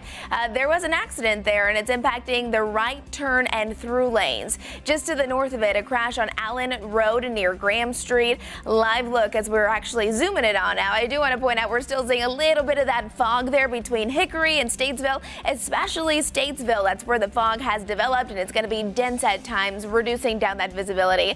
Live look outside. I told you it's not too bad, nothing too out of the ordinary as we're looking at I-85 here. Dry roads right now, but again, going to be very wet as we head towards the later half of the day. Drive times, if you're coming into Charlotte from Waxhaw, it's going to take you just over 45 minutes to get you there. Ben. 8:09 right now on WCNC Plus, and we continue to follow breaking news out of Southeast Charlotte. Take a look. It's where one person is seriously hurt after a stabbing on East Independence Boulevard. It's all unfolding at a hotel right near Crown Point Drive, Sardis Road nearby as well. We've got some video from our crews there on the scene. We can confirm one person has life-threatening injuries. Again, all this happening at a hotel just off Independence Boulevard. As of right now, it's unclear if police have any suspects in custody. Well, the search is intensifying this morning for a former police chief who escaped from prison. It comes as authorities look for 2 Louisiana inmates on the run for 2 weeks now. NBC's Priya Sridhar reports. This morning in Calico Rock, Arkansas, police checkpoints and heavy surveillance are in place in an all-hands effort to recapture an extremely dangerous escaped killer, Grant Hardin. The 56-year-old former police chief has been serving a lengthy prison sentence for murder and rape. Residents in the area taking precautions. I just shut the windows and doors and let a pistol out on the coffee table. Officials say they've expanded the search area with several agencies working around the clock, deploying search dogs and drones to scour this dense and rugged terrain. There's a lot of vegetation, there's a lot of forests. Rand Champion is with the Arkansas Department of Corrections. There's plenty of hiding places. There are a number of abandoned, units, barns and sheds and homes and cars. Police say Hardin managed to escape in a makeshift outfit designed to look like a corrections officer uniform. According to an affidavit, the disguise convinced a guard to open the gate and let him walk out. Officials in Louisiana say they're making progress tracking down the last 2 men who broke out of a New Orleans jail nearly 2 weeks ago. Domestic abuse suspect Antoine T. Massey and 4-time convicted killer Derek Groves are still at large. They're both considered armed and dangerous, but we're very close, and that circle is tightening very, very quickly. New Orleans authorities have arrested a total of 14 people in connection with the mass jailbreak and re-arrested 8 of the 10 men who escaped. Back here in Arkansas, tips and unsubstantiated rumors about Hardin have been pouring in, including the theory he may have floated away down this river. But authorities say there have been no confirmed sightings so far. I think he didn't get away. I think he is around here somewhere, and they'll probably find him. All right, we're turning now to the weather and take a look at this. A Georgia couple caught a tornado on video as it was forming. Could you imagine being in this car? Now, this is just south of Atlanta near Macon, Georgia. The person who shot it says the wind started picking up and was strong enough to move the semi truck in front of them. Then, like all of a sudden, a tornado came out of the woods. Thankfully, they weren't hurt in that storm. Now take a look at some of this damage. This is in Henry County, Georgia. That's also close to Macon. These storms have been a weekly thing in the southern part of the country. Now, ahead of hurricane season, we're going to be boosting your weather IQ next week so you can stay prepared. Next Wednesday, our Weather Impact team is going to host a WCNC Weather Impact Special. They're going to walk you through the hurricane predictions for this year. Also, take a look back at the devastation from Helene and explain the science behind hurricanes. You can catch it on air or streaming right here on WCNC Plus. That is next Wednesday, starting at 8 p.m.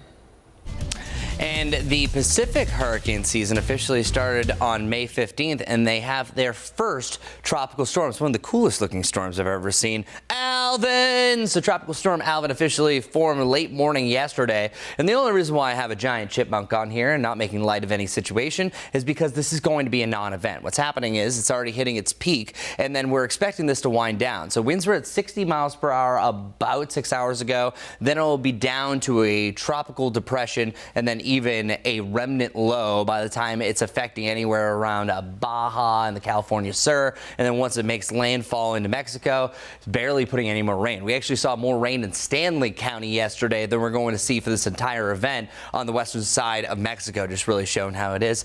Alvin, tell Simon and Theodore hello. We are looking at some storms that are going to roll through 11 to 1 p.m. 1 to 3 is what you're expecting across Lincolnton over to Salisbury, and about 3 to 6 is where I think you could see it a little bit closer to Monroe over to Wadesboro.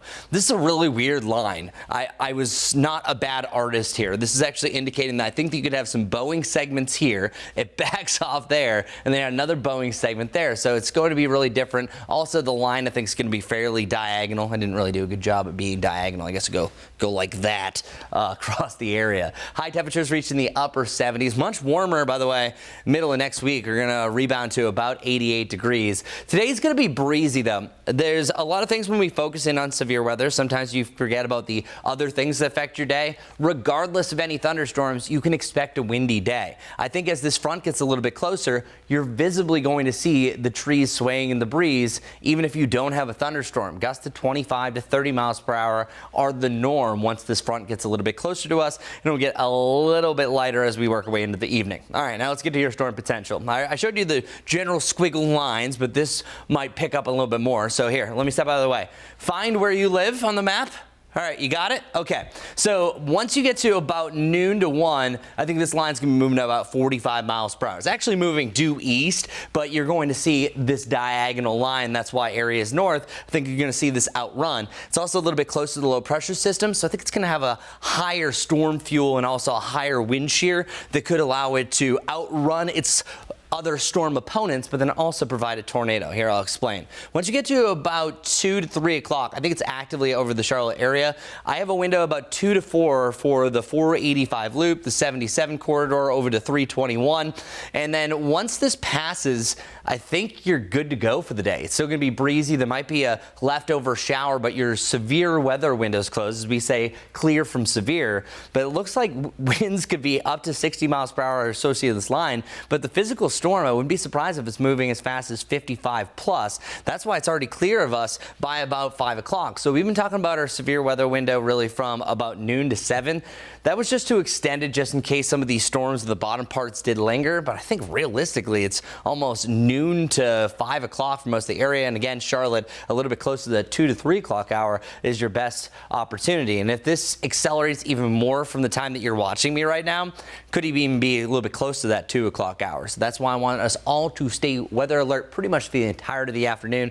Per weather, our definition of the afternoon is noon till 6. Whenever we talk about time frames, that entire time you're going to have a chance for storm, but specifically again 2 to 3 for the Charlotte area. Futurecast beyond this, we are going to see a secondary system that starts to sneak on in. Check it out. This guy, this little cold front, once it gets a little bit close to us, that's actually going to fire up a chance for storms. This area of Virginia, I think, could have a severe storm or two to close out your Saturday.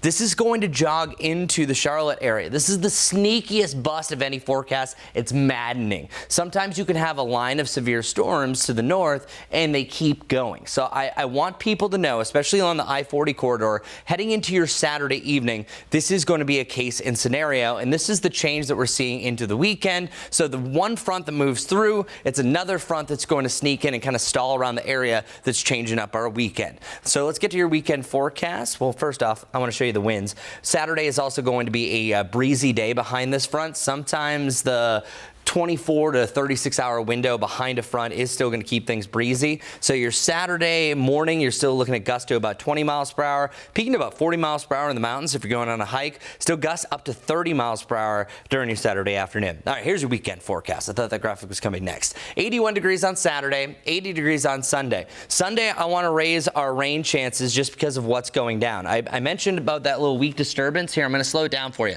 Check out Saturday. You see a few scattered showers and storms starting in the mountains around 2 o'clock. Charlotte, I think you're dry most of the day. So say if you want to enjoy your time outside, I think you have a nice mix of cloud and sunshine, squeaking a pool day, you're good.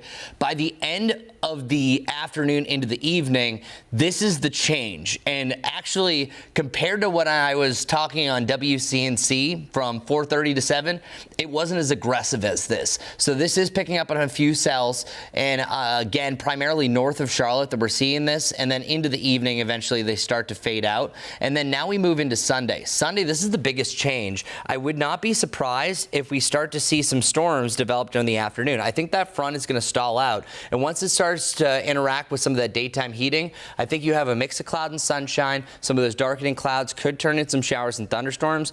We have no outlook for a severe storm associated with this, but some gusty winds aren't out of the question. We're a little bit drier. That also helps, but there is a chance for rain, especially south of I-85. And if you live in South Carolina, the close of your afternoon and into the evening could be a wet one. After that, well, we're actually looking pretty good. So that cloud cover is going to break off, and also heading heading into the weekend, it's going to feel a lot drier. It's pretty humid right now. It's called sticky. That uncomfortable air and that storm fuel sneaks back in for the afternoon, but then, this is the area they want to be in. Whenever you have this green, that's serene, that makes it feel much better. You do see a slight return of some of that sticky air by about your Saturday evening. This is also going to help some of our storm potential, but then it's Sunday that this starts to feel sticky yet again, and that's why it's a slightly better chance for rain compared to what we have on Saturday. So let's get to our Guy Roofing 7-day forecast. One last gander. We have 83 degrees on Monday. That is where we should be. Technically, once we hit June 1st, which is Sunday, the official start of hurricane season, don't worry about any Atlantic storms, no Andreas yet. But on Monday, 83 degrees is actually 1 degree shy from where we should be. 84 is the new average to start off June. First week of June typically averages about 84 to 85. Then we're above normal. 88 degrees on Wednesday, feel more humid at that point. And then business as usual. How many times during the summertime are we talking about the upper 80s to the lower 90s? Increasing clouds with a chance, a 20% chance specifically, for a pop-up shower and thunderstorms many a time. So once we hit June, that's technically the start of meteorological summer. Well, Majestic, it is feeling like summer. And you actually feel a little bit of that summertime mugginess this morning too, huh? Oh, yes, absolutely. Already felt it early this morning, and that seems like that's going to be the scenario through the rest of the day. Roads are dry now, but it seems like as we head towards the afternoon and especially later on today in the evening time hours, they will become more wet as those passing showers and storms move through the area. Still looking at an active start to the day as we're taking a live look at our live traffic maps. Want to let you know about the latest accident here. It's impacting University City Boulevard, Highway 49, and where it intersects at Back Creek Church Road. So you can see exactly there where we do have some colors popping up indicating slower moving conditions. Another one that we've been keeping a close eye on, it's out there on Mount Holly Hunterville's Road north at Beatties Ford Road. One vehicle has been overturned and is in a ditch, and you can see that orange there indicating that cars are still able to get around it. It's just moving rather slowly. This one is still ongoing as well. Eastbound Shamrock Drive at Eastway Drive, an incident is blocking the right turning lane, and then off to the north here, crash on Allen Road near Graham Street. So yes, it is a busy start to our Friday morning. Most of that fog that we were tracking for you early this morning is just about done with, but still seeing a little bit out there towards Statesville. So if you're heading on I-77 north, you will likely encounter some of that. Here's a live look outside. This is I-85. You can see traffic is flowing just fine. Again, roads are dry now, but that will not be the setup for us as we head towards the next few hours. You can see those drive times. Waxhaw to Charlotte, about 45 minutes to get you there, and just over 20 if you're coming in from Matthews. All right, Majestic, thanks so much. Well, the data shows that Black women are among the fastest growing group of entrepreneurs in the country. JP Morgan says from 2014 to 2019, Black women-owned businesses grew by 50%. WCNC Charlotte's anchor Colin Mayfield spoke with a Charlotte woman who started her own financial services company to create a more equitable space for Black women. JP Financial Group was started based on what we saw as a need in the community for women. Women is an underserved population when it came to financial matters. We were often overlooked, talked down to, or just kind of disregarded when it came to financial services. Joyce Palmer understands what it means to be the only person in a room that looks like her. But she never let that stop her as she waded through countless challenges to start JP Financial Group. It's a very tough industry to be in. It's very competitive. It's a very stereotype of what you're supposed to look like and dress like. Palmer understood that there was a lack of access to capital for Black-owned businesses, particularly Black women. JP Morgan numbers show that Black women are more likely than any other demographic group to self-fund their businesses. Girls to have power when it comes to money, and that if we took an educational approach to helping ladies feel more empowered, more confident, and get more clarity when it came to their finances, that they too could control a lot of the wealth. Palmer's niche style approach targets her clients meticulously with a distinct goal in mind. It's not just the money, it's also the peace of mind, it's also the family. It's being able to know that you're going to be able to leave something for your children. Palmer is tirelessly at work looking for clients and businesses that she feels she can help set up for the future, even spending her time creating the Proactive Women's Podcast, something she feels is a necessity, much like her South Charlotte firm. I enjoy the fact that we put financial literacy at the cornerstone of the process. WCNC anchor Colin Mayfield with that report. Palmer says that she is working on furthering her mission across the nation, hoping to expand her reach. She wants to continue developing her programs to help more Black women improve their financial future. All right, approaching 8:25 right now here on WCNC Plus. We're going to take a quick break, and then coming up in just about a minute, Chris is going to have another look at your weather impact forecast.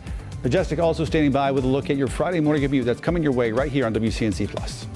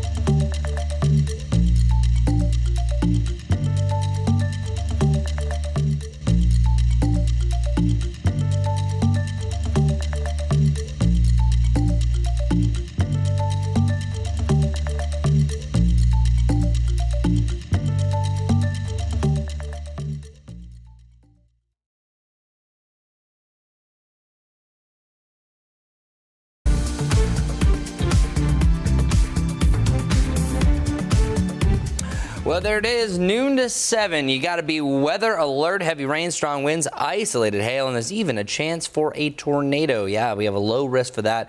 Highest chance around Raleigh over to Greensboro. So let's get right to your timing. We're expecting this to arrive to the mountains and around the foothills anywhere between about noon to 1 to 2 o'clock. Really 2 to 4 is where I think we see the biggest impacts across the Charlotte area.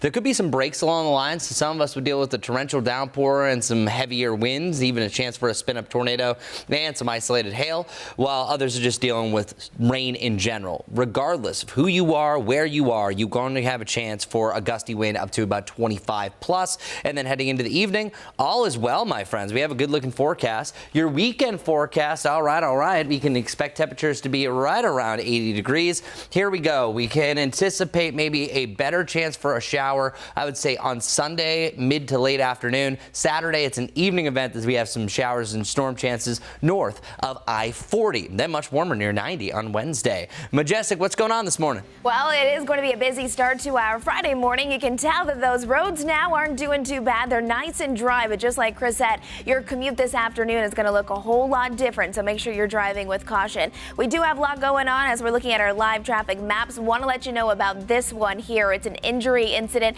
It's on I-45, the outer ramp there at those inbound lanes right there at University City Boulevard. So just allow for a little extra drive time to get to where you need to be. We'll have more coming up.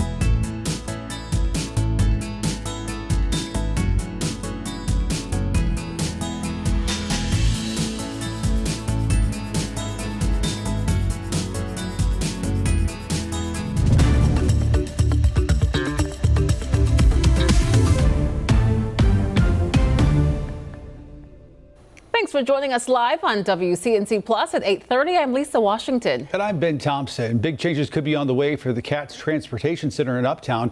We know thousands of you pass through it every single day. And now we're learning that all the shops and restaurants located there will be shut down. WCNC Charlotte's Destiny Richards is live with us in the studio this morning. So Destiny, we understand that this is actually part of a safety overhaul.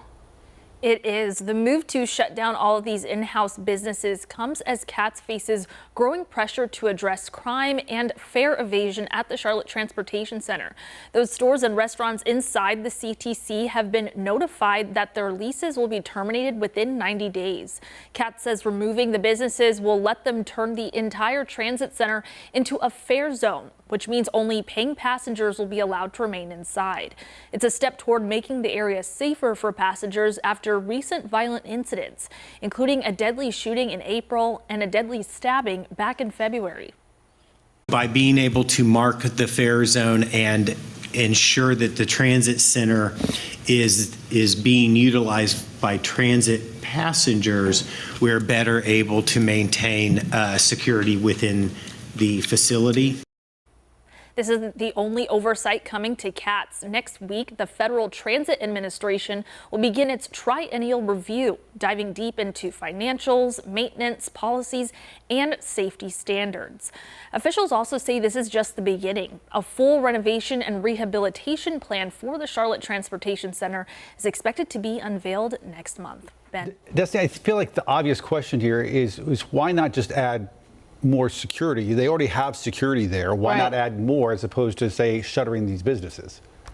Yeah, so this came up during the MTC meeting. CEO Brent Cagle said this isn't about just adding more security. It's about changing how that entire space works. So this is, again, the CTC that's on Trade Street. Right now, anyone can just come and go. So with even more officers, it's tough to enforce anything. But by removing the businesses, they can make this into that fare-only zone, meaning people can just be there. They can only be there if they are riding transit. So passengers only in this area. Only riders allowed. All right, Destiny. Thanks for that report. 8:32. Now let's check back in with Chris because this is a weather impact alert day. And it doesn't look too bad in some parts. You're like, all right, Dallas, you're doing it. Check that out. A lot of blue sky. However, that can be misleading because it depends where you are. Dallas is 1,450 feet up in the atmosphere, so it's actually looking down at some pretty thick clouds. So if you're looking from the surface, it actually might look more like Lake Norman, as you can see there, some darker clouds. But up above, you have that blue sky. So we are going to see a decent clearing coming up. Here's a closer look at all those clouds. This is physically what fog or stratus clouds look like from above, and oftentimes as these are dissipating throughout the day, they'll rise up and can't even see anything through the Dallas camera. Eventually, once those burn off and break off, as you actually can see off in the distance here, you see the blue sky eventually, and that's what we'll see just a couple hours from now. Our Doppler radar, a whole lot of nothing, but something is coming right here. Ooh, crossing Interstate 81. First signs of showers. Doesn't look like much now, but it's really starting to expand. That front is now past Nashville. So Nashville, pretty much the all clear from severe. So good news. The front arrived really at the perfect time there. It's underneath the umbrella of this low pressure system that you have the worst wind shear. And wind shear is that twist, that change of wind direction and speed with height. When that happens, you're going to have a better chance for a tornado. I've already seen 4 tornado warnings within this little stretch, and it's closer to this low, closer to that L and that warm front, that we're going to have a better chance for a spin-up tornado as well for our area. So that's why it's primarily to our northeast that we're going to have a better threat for that. So we'll get to it. First signs of rain, just a light to moderate rain shower, now starting to work its way into the far western side of North Carolina. Asheville will start to see rain over the next hour or so. The forward momentum of this storm line is about 35 miles per hour. I think it'll be moving at about 40 to 45 miles per hour once it gets to our North Carolina mountains. It's crossing I-75. We are seeing some active lightning with this, some of the big boomers that shake the house. So it's by noon that's in the mountains. That's when we're opening up our weather impact window to stay weather alert. Heavy rain's going to be a possibility, especially in those areas that saw 2+ inches of rain yesterday alone. Strong winds, isolated hail is a possibility, and an isolated tornado. I do not want to discount that. So I only had 3 lines here. These are just bigger threats than the tornado because tornadoes are extremely isolated, and it's not going to impact as many people. However, it might alert a lot of people if a tornado warning pops up, and there's a good chance that Brad and Brittany could be tracking one by about 3 to 4 o'clock later on today, even earlier than that. That's the advantage here on WCNC Plus. You probably heard me talk a lot of weather, but we talk about it all, and you don't just learn the weather, you really understand why it's happening. So you know the forecast, why it's happening. We're weather alert just because we have everything that's coming into play. We have the sunshine, the heat and moisture interacting with that front, it drives everything up, and then that wind shear will allow for a tornado. But even wind shear will drive a storm deeper into the atmosphere. That'll allow for it to be more unstable, and if it's by itself, it could produce some larger hail. I think hail is probably going to be a really isolated event if we do see it, but the tornado threat being a little bit close to that L, it's right around the Greensboro over to the Raleigh area that we're going to have that impact. As far as our storm fuel goes, we have it. It's not off the charts. If I was seeing this yellow to the bright white shading, I think it would probably be under a high threat, even a better chance for winds exceeding 70 miles per hour. I think the max would be about 60 to 65. It could exceed that 65 to 85 if we have a low end spin up tornado. And speaking of, our tornado parameter is very low, but anytime you even have a gray shade here, a change of the number by 0.1, you're going to have a chance for that spin to the atmosphere. Does get higher by the end of the afternoon. Okay, so let's look at our futurecast. This is 11 o'clock. This is 1 to 2.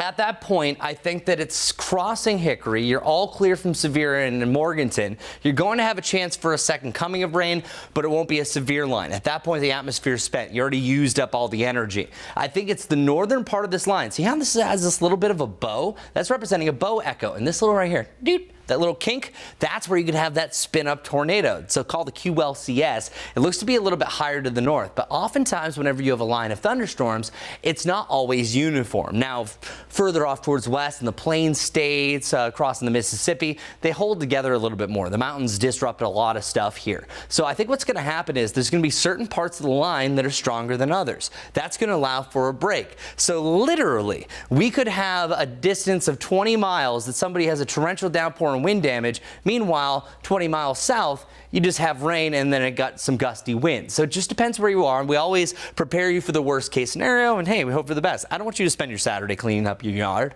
Once you get to about 2 to 4, that's where I think that you have the best window of opportunity around the Charlotte area. This thing is going to be flying. It's in and out. It's usually the leading edge that only the first 20 minutes are the most impactful. Sometimes you can have the back edge of a system that could have a second coming of those winds, depending. It's called the rear flank downdraft. That's mainly in a supercell, which, speaking of, sometimes when you have a break along that line, especially when there's that curvature, that spin that I was talking about, any individual cell, as we're starting to see here, could turn into a supercell. That's your highest chance for hail. So that's why we have the trifecta: spin up tornado, hail, and gusty winds. But gusty winds by far is the biggest threat. Even though we have that window of opportunity from about noon till 7, look when this clears, by about 5 o'clock. So most of us are going to be storm-free. Charlotte, even storm-free right in the middle of the evening commute, which is good timing. So that means you can enjoy your evening, right? Just those winds are going to be picking up. And then the backside of this system is allowing for a few chances of rain again on Saturday evening. And then it looks like there's a second one that arrives during your Sunday. Sunday's kind of problematic. I think the mid to late afternoon, we will have some developing thunderstorms. If you live in South Carolina, much better chance for more widespread rain that could last a little bit longer to close out your Sunday. After that, say goodbye to your rain chances for a little bit and say hello to the heat. We're turning it up. Close to 90 degrees, 88 on Wednesday, and then a chance for a pop-up shower and storm on Thursday. It was a great May. Majestic, you have a good May? It was good. I mean, there was a lot going on, that's for sure. I didn't love all this rain we've been having, though, so I'm looking forward to all the sunshine this weekend. We'll start with this, though. If you're getting ready to head out the door and start your Friday morning, I-77 or York County cameras, they're looking all right. I-77 a little closer to Uptown. You can see they are nice and dry right now, but just like Chris has been saying, your commute to work this morning, not seeing any big concerns, but really heading into the afternoon and evening, that's when those showers and thunderstorms could create some big problems across those area roadways as well. Let's take you out to I-485, the outer ramp, because that's where we have had reports of an injury incident. It's at the inbound University City Boulevard. You can see a picture of that right there, so it's causing some backups there. Another slowdown that's been ongoing, but not seeing any big concerns. It's eastbound Shamrock Drive at Eastway Drive, an incident in the right turning lane. And then just to the north, Allen Road, there's a crash near Graham Street. Ben. Majestic, thanks. President Trump will head to Pennsylvania today for a rally at U.S. Steel. It comes in the middle of another twist in his trade policy. As NBC's Alice Barr explains, the president is getting a win this morning out of what was a loss. President Trump heading to Pennsylvania today for a rally at U.S. Steel on the heels of a new reversal, allowing his sweeping tariffs to remain in effect for now after a federal appeals court temporarily paused a ruling by the Court of International Trade that blocked most of the president's tariffs because they said he'd exceeded his authority and using an emergency powers law and sidestepping input from Congress. President Trump slammed the ruling overnight, saying if it stands, it would completely destroy presidential power and arguing that getting congressional approval for tariffs would dramatically slow the process as his administration negotiates trade deals with world leaders. Very adamant that this is the right approach. And so, while we're ready for a backup plan that's never going to happen because this is going to work. The White House does have other means of enacting tariffs without emergency powers, leaving business owners like Victor Schwartz, lead plaintiff in the trade case and founder of a small New York-based wine company, guessing what's coming next. The tariffs are a cash flow killer, particularly impactful for a small business. This kind of uncertainty is terrible for business. Treasury Secretary Scott Bessent weighing in overnight on the state of trade negotiations, saying some deals are close, while on the closely watched talks with China. I would say that they are a bit stalled. The White House promised to reach 90 deals in 90 days, leaving them until July 9th, with few announcements so far. President Trump's Pennsylvania rally today is aimed at promoting a partnership between U.S. Steel and a Japan-based steel company. The president had vowed to block Nippon Steel from buying the iconic American company before announcing an agreement for what he called partial ownership, with the company staying under U.S. control. The details have not yet been released.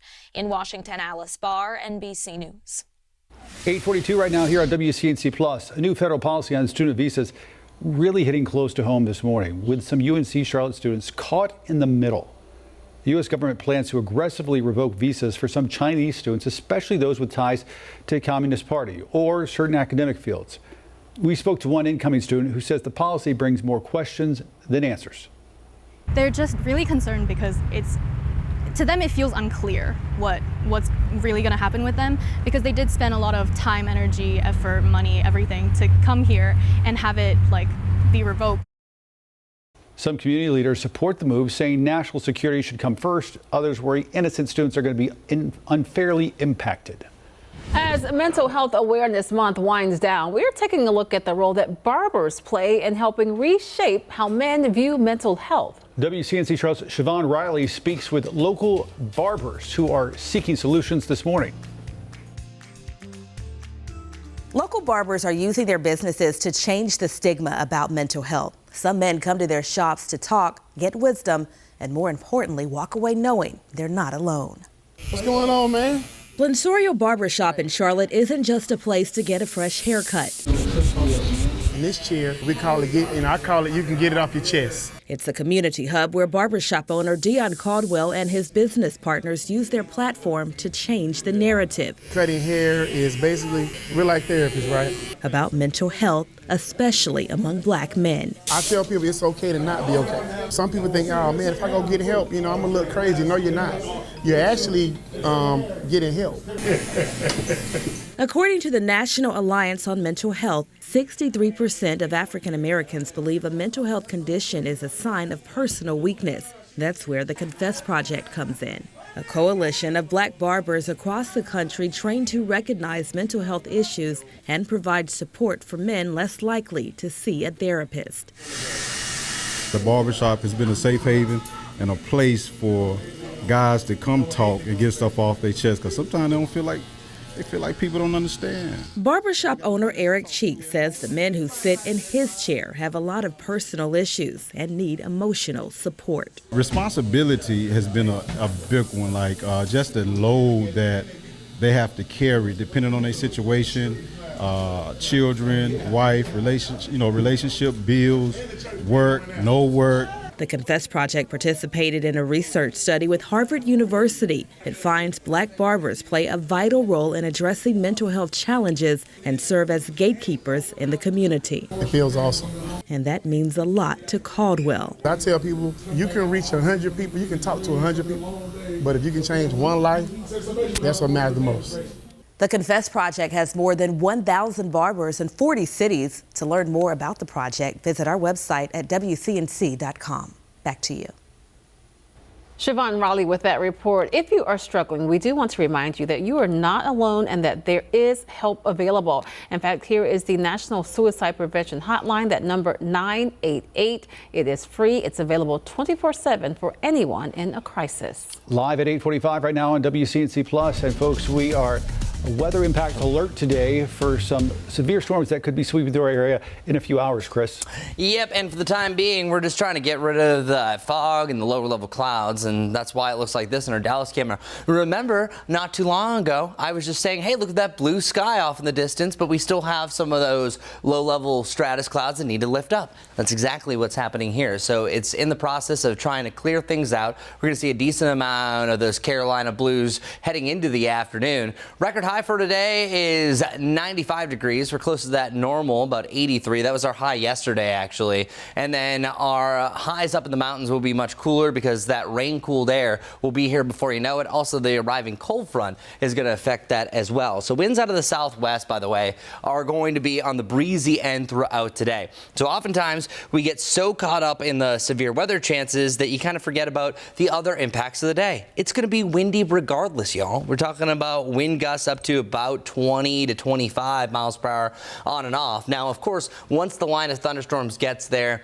you're going to feel the difference. This is the outflow boundary that usually starts to shift the winds. It's that rain-cooled air that flows out from the thunderstorm or the line of thunderstorms. And that'll allow a difference of the winds, where the difference of pressure and temperature are the big wind maker. Winds will be out of the southwest, which is also cranking in a decent amount of moisture, so it's also going to feel more humid as we work with it today. And I was already just outside checking the atmospheric conditions, as weather people do. And yeah, I know it's definitely getting muggier compared to what we had not too long ago. 30 mile per hour wind gusts around 2 o'clock. Here's the spike likely picking up from those thunderstorms. Not picking up on anything super crazy as far as severe thunderstorms go, but we have the right conditions there. We're always going to go weather alert for conditions that, hey, anything can happen. It just really depends. But if you do get those 60 mile per hour gusts, it could be a bit stronger than that, and you can also have a chance for a spin up tornado. This wind is also going to be pretty breezy as we work our way into the weekend. I think you could have wind gusts up to about 20 to 25 miles per hour, even as much as 30 during your Saturday afternoon. Okay, so we're all talking about the storms. I just want to get to those outside things because sometimes I overlook the everyday checklist when we're talking about the forecast. Here's the main event. We're talking about the noon to 7 o'clock time frame. Between about 11 and 1, it's passing into the mountains. One thing that I think that will change, and even when Majestic is doing the weather here around noon, is this line could be moving even faster. So I've been creating a window about 2 to 4 across the Charlotte area. We give a 2-hour window because, hey, if this accelerates, it's arriving at 2. This is at 1 o'clock. It's already at Hickory. There's a good chance that this storm system's moving at about 40 to 50 miles per hour at this point. And we have a decent line around 3. So 2 to 3 really is looking the sweet spot between about 321 from Lincolnton to Gastonia over to Charlotte to around Huntersville up to Statesville. There's just going to be some areas that are stronger along a line like this. That's what really makes it unpredictable, because at times you're going to have a stronger band of rain, heavier wind gust as it's starting to bow, and then it's within the tops of those, and sometimes in the kinks in the line, you can have a spin-up tornado. So really anything goes. We have all the parameters that could be checked. There's also some areas along this line that could provide a supercell, and we're seeing some signs of that. Something like this, you see a little curvature. Any individual cell like that potentially could go off on its own, a little rotation allowing for a little bit of hail, and this right here showing a little bit of bowing, and it would be the tops that you have a little bit of a kink. But as of right now, I think this is the most interesting change. Number one, what's changed since we were live on WCNC on air we're seeing this line move faster. Number two, you're seeing less bowing compared to what we saw earlier. Before I was like, wow, that's a classic QLCS. That actually is looking like some serious winds. Any of these kinks still could provide a tornado or a spin up along this, or even an isolated supercell. But notice where it is. It's over at Raleigh. That's at 5 o'clock. So realistically, you could have storms about 2 to 3, and you're in the all clear by the evening commute. So that's one of the biggest changes that we're seeing here. There's still that chance that it slows down a little bit, but these typically tend to speed up more than slow down. And then the back side of this, you're going to see an isolated shower or two. So what's happening over the next 36 hours? Earlier, we were talking about, hey, you have a good weekend, temperatures right around 80 degrees, no worries. But this front that's moving in is kind of a change in the forecast. I still think most of your Saturday is fine. So if you're trying to do a pool day, I think earlier in the day you're fine. You have more clouds by the end. But notice how some of that rain is starting to creep in by the end of it. I think as late as 8 o'clock or as early as 5 is where you could have the onset, but your pool day is good at that point for that case and scenario. And then after that, this front is going to drift its way down towards the south. Once that happens, this is the biggest change that we're seeing in the forecast. And when Majestic's in this weekend. Once Majestic's going to be here this weekend, there's a chance that once you see the more updated data for your Sunday, this might be just more of a southern event. But one thing that kind of catches my attention, by about 2 to 4 o'clock, that's where this front is starting to interact with that daytime heating. So I think the middle of the afternoon could have a stray thunderstorm, quick downpour. I want you to just keep this in mind. I don't want you to plan an outdoor event not knowing that this is a possibility, because I guarantee your weather apps aren't really picking up on this, whatever one you use. And it's a better chance, I think, by the late afternoon heading into the evening. And then after that, things are going to be settling out nicely. So let's wrap this up with a bow. Everything you need to know. Again, weather aware, weather alert from noon until 7 o'clock. Heavy rain, anything goes, strong winds, isolated hail, all of the above. I think you're clear from severe once you get into the evening. Now, rainfall chances after this weekend, after that one that's now starting to develop on Sunday, which, by the way, I moved us up to a 30% chance. That's still isolated. We might be moving that up to about a scattered probability. Still a lot of uncertainty what that line's going to do. But Monday, feeling good about it. Tuesday, feeling great. Once you get to about Wednesday, well, we're about 90 degrees. I still think it feels a little bit sticky again on Sunday. Saturday is kind of the best feeling day that we have over the next 7. I think the best way to describe this Majestic, it starts feeling like June again, just in time for June. I am ready for it. All this rain has put a little damper on things. Looking forward to some sunshine and warmer temperatures. But, you know, a reminder, your commute to work or you're heading out to go to errands or getting the kids to school, it's going to be fine as we're heading into the first part of the day. But like Chris has said, those roads are really going to worsen as we head into the afternoon as those showers and strong thunderstorms move in. So if you have to drive later, make sure you're just taking it nice and easy. I-77 out towards Lake Norman. Want to break down a few things for you. This is new here. We are seeing very slow moving traffic at the Pineville Matthews Road at I-485. The ramp to the inner loop, it's blocked by a crash. So we're not saying stop traffic. It's just rather slow if you typically drive that way. And then still keeping a close eye on this injury incident. It's on I-485, the outer ramp at inbound University City Boulevard. Keeping an eye on that one because it's been ongoing for over a half hour now. Looks like this one has been cleared, so that's some good news for your Friday morning commute. Lisa. Thanks, Majestic. Looking ahead tonight, NBC icon Lester Holt will anchor his last broadcast of NBC Nightly News.